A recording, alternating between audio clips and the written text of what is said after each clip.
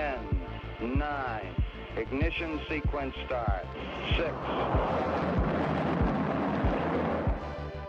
Hello, and welcome to Rocket Fuel, a daily update of everything that's happening in the Rocket Pool community. My name is Wack. Today is February 7th, and we're going to get started here with this news about the Dencun hard fork taking place on the Holesky test network. This is the third test network that it's going to be hard forked on after Gurley and Sepolia, and this is the last hard fork that it's going to be tested on before it goes to mainnet. So this was a tweet from Beacon Chain overnight. They said that it'll go live in 4 hours time, which was early morning, very early morning Eastern time. And then as we can see from over here, this is the block explorer for the Holesky network. And you can see here that, you know, the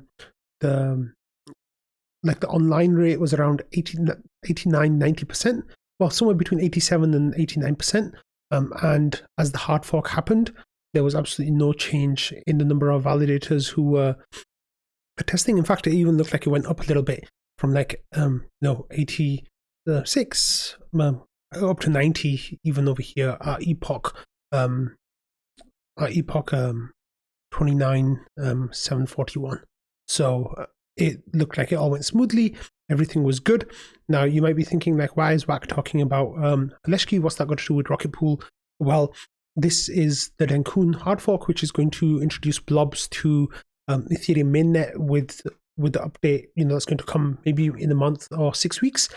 And one of the things that's really going to impact Rocket Pool with this is one of the EIPs, 4877, I think it is. It's a beacon state root. So what that will allow is the execution layer to talk to the consensus layer and get information. They'll be able to get information from each other, which it will be really important for Rocket Pool and especially node set, because they will want to be putting some of that communication back and forth. And it would help them, it will help us remove some ODAO duties, hopefully, and also it will help node set see what their node operators are doing and how they're acting. So this was actually really cool stuff, and I'm happy that it all went through pretty much flawlessly. On Discord, of course, you know, the Holesky Genesis nerds are celebrating this, so they started getting proposals right away. Rocknet here got a proposal pretty much right away. And then Pateris saw that it finalized, so everything is good, and it looks like it was all looking pretty good. So they were getting their proposals in, they were getting everything, all the code outputs were looking good, and it looks like, well, I don't really understand all of this stuff, but those lines look pretty. But yeah, it looked like everything was good. So I'm really happy to see that this happened, and tomorrow we'll get the date for the actual Dencun update, which I think will be somewhere around the beginning or middle of March, most likely, maybe around a month from now. So I think what the developers will be looking for the expiry of the blobs on the different test nets and see how it all goes. And then once all that happens, they're pretty much set to go for mainnet, which is awesome. So I'll definitely keep you all in the loop with that. Okay, next, we've been talking about EigenLayer quite a lot, and we're going to be talking about it quite a lot today because it feels like there's drama about EigenLayer every day in the Rocket Pool community. Well, one of the things that we're waiting for is Jasper's paper that I've teased on the show a couple of times, and he was supposed to release it last night, but he had an exam today. So Blue AVM said, when's Jasper releasing his bullish essay on Rocket Pool? And he says this will be tomorrow, and he's like, there's 20 more pages of content that he wants to write. So tomorrow meaning Wednesday. We haven't seen it yet, but earlier on today on Wednesday, he said he would like to release it on Wednesday evening potentially. So on tomorrow's episode, on Thursday's episode, I'll cover Jasper's paper. So even more EigenLayer talk for you all. I hope you all enjoy it. Well, talking about EigenLayer and talk what's happening with there, there's actually been a new community call that's been scheduled with EigenLayer as guests, and this is taking place. Let me just make sure that I get the information right. Yeah, so this will be taking place tomorrow, which is on Thursday, between 6 p.m. and 7:30 p.m. Eastern time. I'm pretty sure that those dates are localized to me.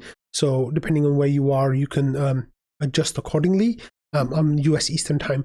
And then it'll be taking place in the Discord, and there'll be Langers, Jasper, Mav, and EigenLayer representatives for a big restaking discussion in the chit chat channel and on Discord. So that is something that is really exciting, and it's going to be really interesting to see what comes up in that discussion. And I think it's going to be a very maybe potentially contentious, but hopefully quite informative and educational for everyone in the community.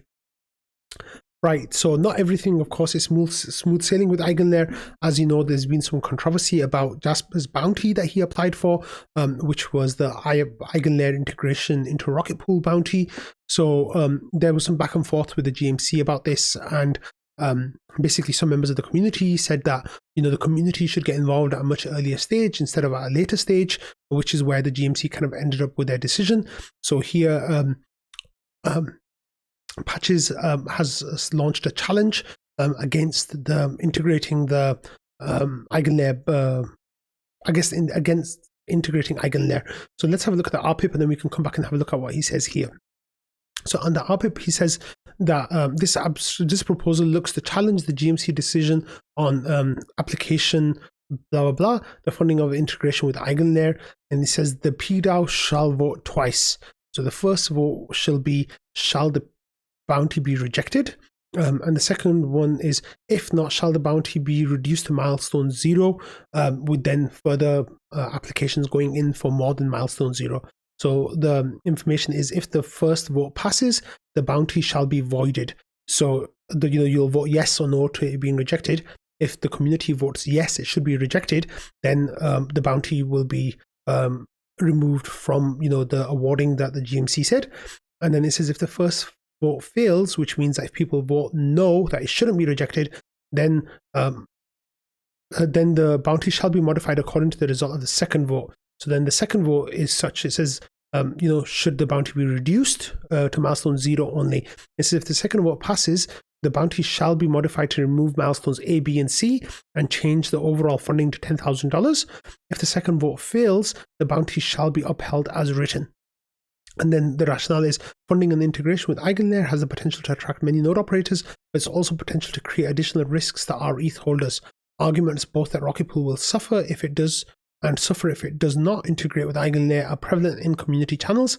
This decision is important and contentious enough to warrant involvement of the whole PDAO. So then there's the copyright was waived. So let's go back to the forum now and see what's going on over here. So here this was like a temperature check for the vote, and Patches says, please discuss the appeal of the EigenLayer bounty vote, the one that we just read here. If you are voting on whether or not the PDAO should decide the bounty here, or whether or not to reject it. Sentiment poll as required by RPIP 4. So this was basically just to see if there are people who they want it to go to vote, or if there are people who would rather vote for it in terms of just like leave the GMC's decision as it is. So this kind of a temperature check, and over here it's just about seeing whether there's a sentiment for it to go to vote, and 56% of people said I support moving it to a PDAO vote, and 44% of people said I do not support moving it to a PDAO vote. So the dark message here responded by saying, as Valdorf has stated here, it's pretty clear to me that the PDAO gets a vote after the initial investigation, milestone 0. I think we need to trust the GMC until they have actually shown bad faith. So Patches, I see your argument in the other thread as not relevant here. And he says, I would be major trust loss if they rewrote this crucial part. On the other hand, I do like voting and think it's better to vote instead of preventing a vote. Thus, I vote to vote. I just want to state that I don't distrust the GMC, and I think it's actually pretty clear already. And then Patches says, I don't mean to imply distrust of the GMC. I just want for the annals of Rocket Pool history to be full of unimpeachable actions, and I'm being a stickler for process more than anything because following procedure protects us from future strife. At any rate, I believe it's also worth voting on simply because it's a big decision, and I want the opinion of the PDAO on whether to even fund the research. So at this point, I said, I think the PDAO voting after milestone 0 makes sense. By then, we'll all have a much better understanding of whether it makes sense to continue or not. So like see the research, see what it looks like. It might be that the research shows that it's not feasible, at which point there's no need to vote. And if the research does show that it's feasible, then it makes sense. Oh, this is my perspective, by the way, not I'm speaking like of my opinion here. So the idea I was trying to convey was that once we get the research, then we can see whether it's worth pursuing or not. And at that point, the PDAO would vote. So like I voted here. I do not support moving to a PDAO vote. And the only reason for that was because I was, acting with the idea that we would be voting after milestone 0 instead of voting to even potentially cancel milestone 0. So that's why I voted this way. I'm happy for there to be a vote, but I guess I wanted the vote to happen later, not now. So yeah, but that's like I said, there's always controversy in this topic, and the community, like you can see here, it looks quite divided between those who are voting to vote, those who are moving to vote, and those who are moving against the vote. I think that there'll be a lot of really good discussion happening in the community over the next few days about whether how we should go forward with this, and I really hope that everyone argues in good faith and they present their ideas in a constructive way, as I'm sure they will. And yeah, it's going to be fun. Okay, let's move on from there to more EigenLayer stuff. In all honesty, so here Jasper says the Discord is getting some heat from Reddit, and he said I was tagged to respond. So let's go to Reddit and find out what Jasper was tagged in. So here there was a post from Breezy saying, do folks think it's worth to trade in RPL for ETH, to swap RPL to ETH? I'm thinking over the long term that ETH will be the apex asset. RPL might fade away. And then Ugly Dude said, I think RPL was overhyped. I'm going to sell it later this year or next year. Yeah, in the peak of a bull market, right? And then Breezy said, just curious, what are you waiting for? And then here some people came in with some answers. So Logrease the Bard said, personally, I'm waiting for ETH staking saturation. More ETH keeps getting staked because of EigenLayer, so the fundamentals of Rocket Pool keep improving as long as they capture a % of that market share. Long term, though, I don't see them maintaining relevance without one or more LRTs that use our ETH. And LRTs, of course, are liquid restaking tokens.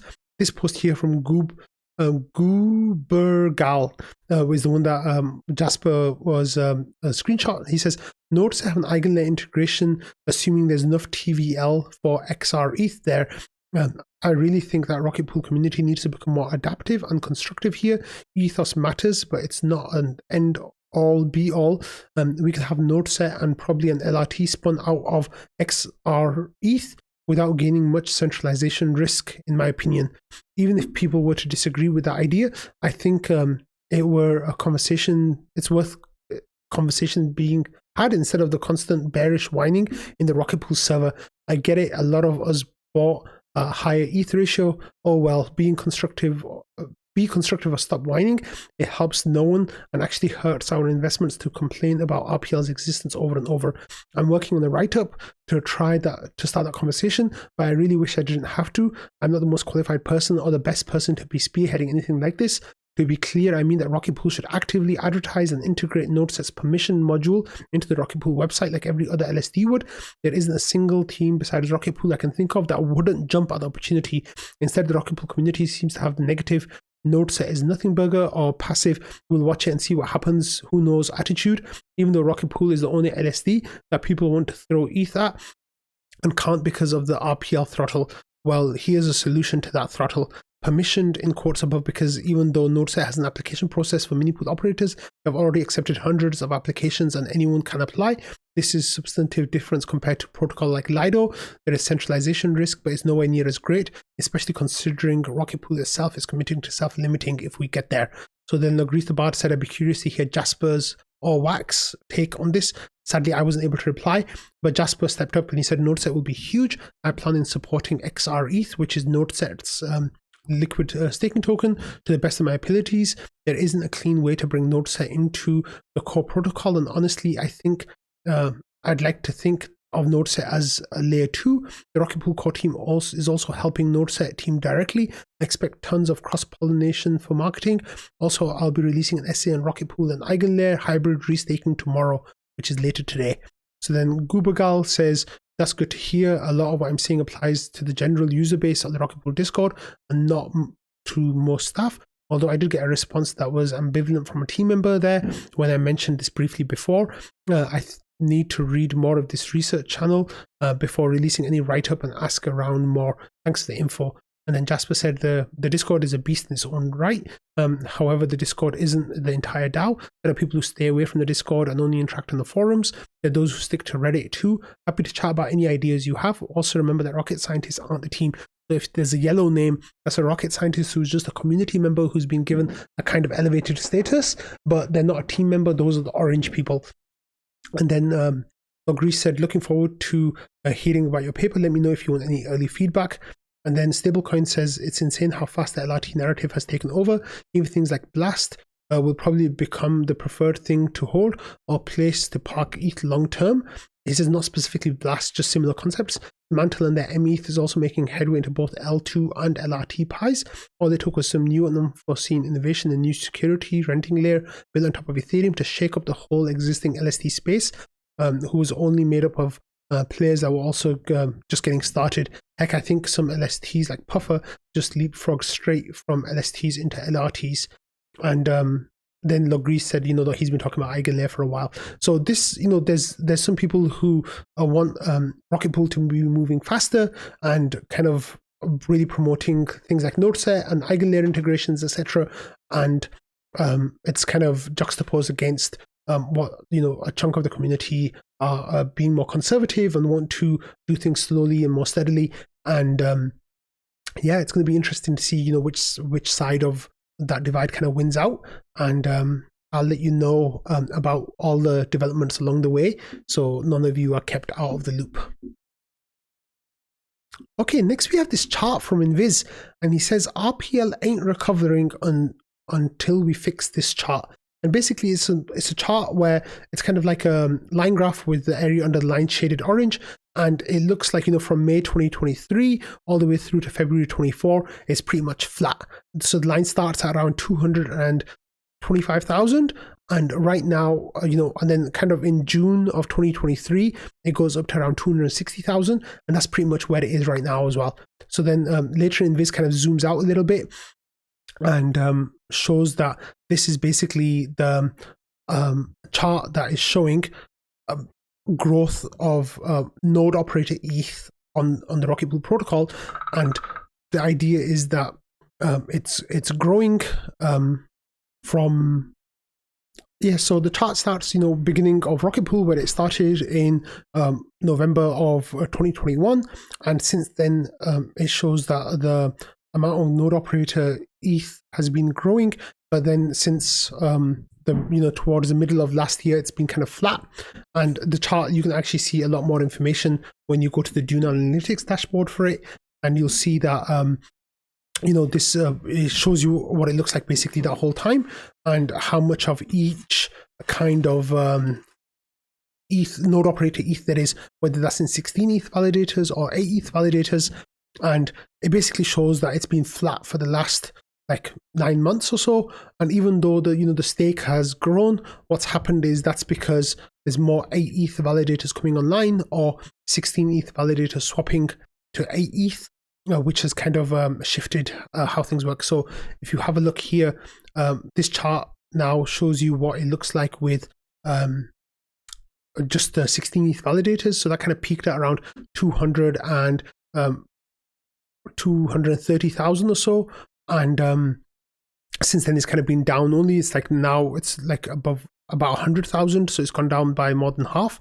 However, if you look at the 8 ETH chart, that's kind of been up only, and it's gone up a lot to from zero, of course, all the way up to about 160,000 ETH.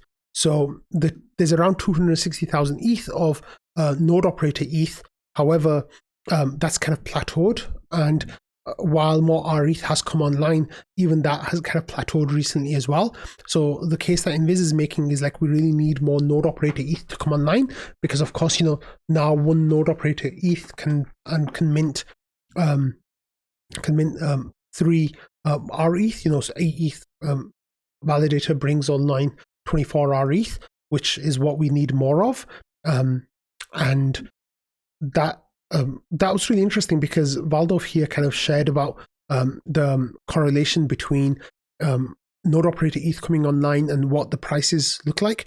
So as you can see over here, like right as Atlas and Shanghai went live, there was a good growth period for the node operator ETH, and in fact for RPL as well. Like the average price was doing pretty well against the ETH in that period. It was just down from all-time highs, but that was because of exchange listings, all that kind of stuff as well. But what happened is, once the node operator ETH started to plateau, that's when the RPL price started to slide downwards. And we were kind of in a downtrend for the last, for about 6 or 7 months there between, and then it's kind of like stabilized, where it's had a little bit of a pump and a little bit of like a dip again, but hopefully, it's stabilizing and hopefully start moving up again. But what's really interesting is that, with the node operator ETH that we have right now, we can still actually do a whole lot once we get Saturn upgrades, the tokenomic upgrades. Like, for example, if you use Val's sublinear bonding curves that we were talking about in yesterday's episode, you can have, your first validator could be an 8 ETH validator, and every validator you have after that would be a LEB 1.5 or LEB 2. So the amount of ETH that you need from the node operator to bring online RETH would actually be like astronomically more efficient. Instead of 1 ETH bringing online 3 RETH, you'd have one node operator ETH bringing like 16 to like 24 ETH online. So it's a good 5 to 8x improvement in the node operator ETH efficiency. So if you have like the exactly same 250,000 ETH from node operators, that would potentially bring about 2 million ETH online, if you'd use the 8 times scaling factor there. So just with those tokenomics improvements, you'll see that the potential for Rocket Pool is really great. But at that point, then the question will be, is there demand to mint RETH? And that's going to come down to a lot of the factors as well. So I'll definitely be following this and looking at this closely to see if there's any changes to this chart that will happen. But sadly, it doesn't look all that likely that we'll be getting too much more node operator ETH coming online until some of the tokenomics changes that we're trying to work on go through, and that might be some while yet. So maybe even Q4 of 2024, or maybe even Q1 of 2025. So we might have to wait a while for that, but hopefully by then things like there'll be really good things happening. And of course, in the next 2 to 3 months, NodeSet coming online could potentially bring online a whole more node operator ETH, which will be fantastic for everyone involved. Okay, Patches put out a post where he was kind of panicking, but he wasn't really panicking. He said, don't panic, but Nimbus Besu just missed a proposal for the rescue node user. I gathered up my logs and went through the Nimbus Discord, and someone else had this exact same complaint. The other user is using Get Nimbus. Rescue node is Besu Nimbus, so it's not an execution layer, execution client interoperability thing. And then there was some talk here about what was going on, and was there something to worry about? And Patches said, good news, it looks like it's not our fault. At least one other Nimbus user had a similar issue, and then Nimbus are working on a hotfix, as you can see here, that I'm not sure what this means. I'm not very good at reading GitHub yet, but it looks like they are trying to people are putting comments on there to get things happening, and I don't know what the outcome of that is going to be, but it looks like Patches said that they've identified an issue, and hopefully that will be fixed with the hotfix soon. But I think it's a very small issue because I haven't seen too many of the Nimbus users saying that they've been impacted by this. But if you are a Nimbus user and you missed the proposal, then keep an eye out for this update. Okay, so as I told you in yesterday's episode, today we had the GMC retrospective meeting talking about round 8 and what went well, what could be improved, or what went badly.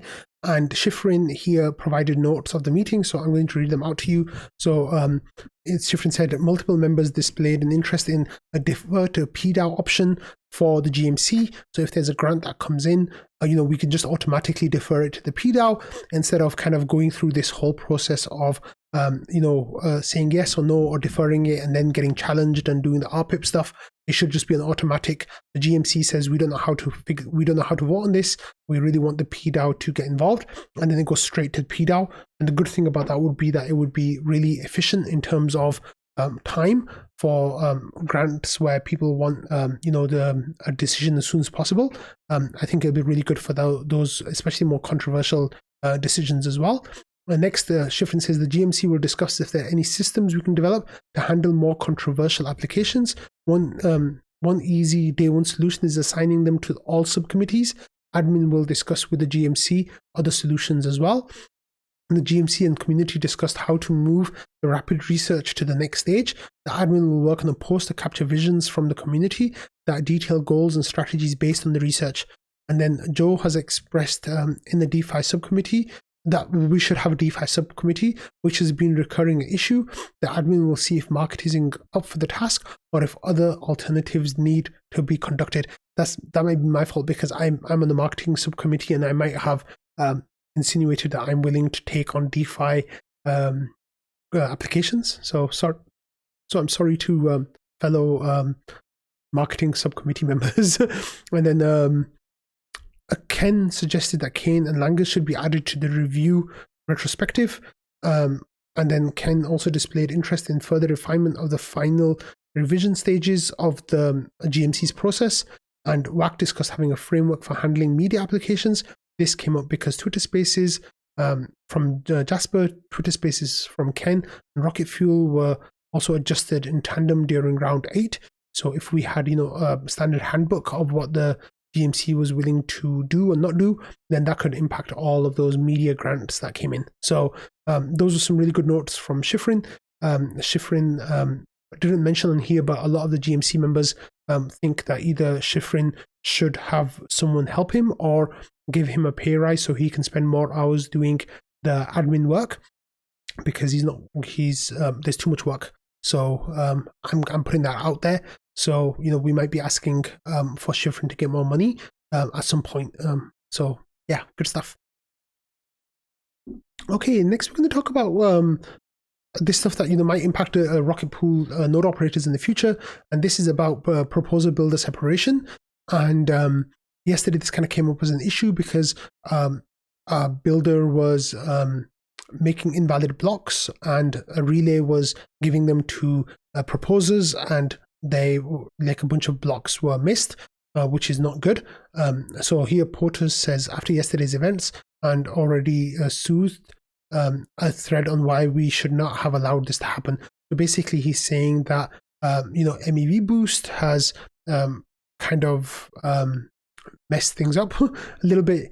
And wait, actually, I don't know if he calls out MEV boost directly, but he's just calling out like the way that the block production is made now is not good, basically, and that the shortcuts being taken that shouldn't be taken, with things being optimistic, etc. And basically what we need is for there to be so he says the total cost was 9 bad blocks and about 1 ETH to proposers, presumably nothing to users. Proposers got refunded. So someone paid them, I guess the blocks route paid them back later. But going on to say that, all this happens in a closed source environment where there are just 5 relays and 10 builders, most of which censor transactions. This is not a matter of pointing blame other than to ourselves, the Ethereum community and core devs. Relays provide a public good for the most part. And it says builders do not want to censor. They do out of necessity. There is no actual need for these opaque developing environments to be trusted bottlenecks in Ethereum processing. Let's get rid of this and let's commit to enshrined PBS, which is enshrined proposer builder separation, which means that it would happen at the base layer instead of being outsourced to builders and relays the way it is right now. So maybe I don't think it'll be in well, it might end up being in the next upgrade, which is Petra, but it might be the one after that, Osaka, depending on how things move soon. Okay, next I've got this update from Christine Kim, who you might know from her tweets summarizing the all-core devs calls for the execution and consensus clients. She puts out, tweet threads, I think, every week. And she started a podcast where she summarizes the meetings, but also has guests on to interview. And in the episode that she released yesterday, she had on Nixo, who you all saw on Launchpad last week, and also Yorick, who is an ODAO member and a professional node operator, like in a seriously professional node operator, not just like a joke professional node operator. But they were both on the podcast, and they talked about all things supermajority clients and what's coming in Prague, Electra, and ETH conferences as well, because we're coming up to ETH Denver season. So sorry about that. Yeah, so give that a listen to if you want. And this is what it looks like on video with the guests. So that's pretty cool. Okay, next, Hippocrates had this cast on Webcasting, got a response from Kraken regarding their stance on Ethereum execution, client diversity, and the associated risks. So this was kind of a whatever response. I think I wasn't too enthused by it. So Kraken say, we do understand the importance of client diversity, both for the benefit of the network and risk management. With this point in mind, we have strategies in place to manage this and are constantly looking for ways to improve them. Due to the internal nature of these strategies, we are, however, unable to discuss them in any detail with our clients. We appreciate your concerns on this matter. If there's anything else we can help you with, please let us know by replying to this email. Thank you for choosing Kraken. We wish you a wonderful day ahead. So like I said, it's a bit of a nothing email, and the content's quite light, but hopefully they are doing something about execution client diversity, because at the moment it's not too good from the Kraken side. Okay, and finally we're going to finish the episode with some really exciting stuff, and I saved this for last because it's actually pretty cool news that's not directly related to Rocket Pool, but maybe somehow. Anyway, Eric says, here we go again. ARC21 shares just filed an amended S1 for their spot Ether ETF. It looks like they're updated to be only cash creations and some other things that bring it in line with the recently approved spot BTC ETF prospectus. So what Eric is saying here is that we've started to see movement from the applicants of the Ethereum Ether spot ETF, and here they've started bringing things in line with what happened with the Bitcoin process, basically, especially about it going to cash only. I think they already did the surveillance sharing and all that stuff was in the original applications to begin with, copying it over from the Bitcoin one. Now, here we have Scott Johnson, who found some interesting tidbits within the application, and he says, interesting, adding staking component in brackets. So it says the sponsor may from time to time stake a portion of the trust assets through one or more trusted third-party staking provider. The sponsor generally expects the staked Ether tokens from the trust cold vault balance in consideration for any staking activity which the trust may engage. The trust would also receive certain staking rewards of Ether tokens, which may be treated as income to the trust. Staking activity comes with the risk of loss of Ether tokens, including in the form of slashing penalties. Additionally, as part of the bonding and unbonding process of Ethereum staking, any staked Ether tokens will be inaccessible for a period of time determined by a range of factors, resulting in certain liquidity risks that the sponsor will manage. So this is included into the amendment, which was the mind-blowing part of it, because it says that ARC and 21 shares will stake some of the Ether in the trust if it's approved, of course, which of course you can't do with Bitcoin. So this is a new thing, and they put it in brackets. And then here we have Scott kind of explaining what the brackets means. And he says, for those not familiar with curiosities of legal drafting, the implications of adding brackets around a new block language like this is saying, we're putting this here because we want to add it. But let's have the conversation because this might come across as inflammatory and it's not critical to the application. So basically they're saying to the SEC that, hey, we want to have this, and make it happen. But if you really don't want it, then we still want the rest of the application to go through without this. So the markets, like, well, we'll come back to the markets in a minute. But here, the news people started getting on top of this as well, saying that the ARC21 shares are meant spot Ethereum ETF applications and may stake a portion of the trust assets through third-party staking providers. So what they're saying here is that this is not a staked ETH ETF, which is a separate product that we might come later.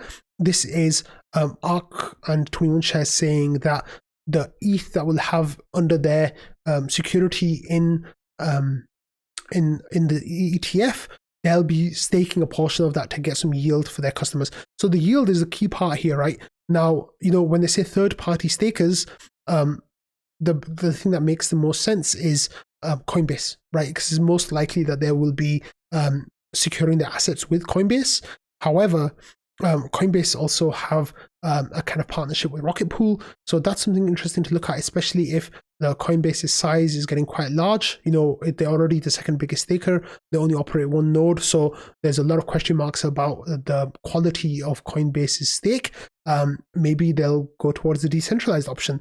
Who knows? That's just me speculating there. So, but because this is an amendment, people were asking, is this because the SEC has asked them to make amendments? So Michael said, does this mean the SEC has started working with issuers, so the chances of approval increases? And Eric says, I haven't heard, but I'm pretty sure it's just in anticipation of comments, but I'm going to nose around. So he's going to go looking and see what's happening behind the scenes and try to find out what's going on. So one of the things that I've heard a couple of people saying about this is that this is actually really bullish for the ETH ETF, because if the applicants were expecting it to not go through, then they wouldn't start making these amendments already. They wouldn't even start pushing the scope of the ETF way past the Bitcoin one. So if they were kind of worried, then they would have just kept it exactly the same as the Bitcoin one, but swapped BTC for ETH. But what they're doing here now is they're kind of pushing those limits a little bit, and they're pushing it more. So it might be that they're confident enough on the base version getting through that they are then trying to, take a bit more if they can get it, with the idea that maybe the SEC will approve it and it'll be a huge bonus for them. So there's some really, really interesting things already happening here. And with the fact that there was staking mentioned, the RPL token just loved that news. So we had a whole bunch of buying coming in pretty much right away. And, the price pumped on Binance here. You can see the candle went from around $27 all the way up to $30.72 over the scope of like half an hour. And I think at that point, then, people kind of started to see that, it might not be Rocket Pool that they choose. It might be someone else, right? And that's fine. The chances of them choosing Rocket Pool to stake their ETH with is quite small. They'll probably go to some kind of custodial option or something like that. But I'm not sure. At the moment, the market's quite like that news though, and there was a bit of a pump on DEXs and on Binance. So the price now, even though it's retraced a lot, it's still about 5% higher than where it was at the earlier on this morning, like just before the news came through. So the news was really well received, and it seems like the Ethereum price really liked it as well. So it's kind of gone up, it's shot up a little bit in the last few hours, and that's been holding that price much more nicely than the RPL token has. So we're definitely going to keep an eye on all of that stuff, and especially now that there's a chance it's going to directly impact Rocket Pool in one way or another, or indirectly impact Rocket Pool. But it's potentially very exciting news ahead. So on that note, I'm going to end today's episode. So I'd like to say thank you all for watching, listening, and being part of the Rocket Fuel community. I will see you all tomorrow. Bye.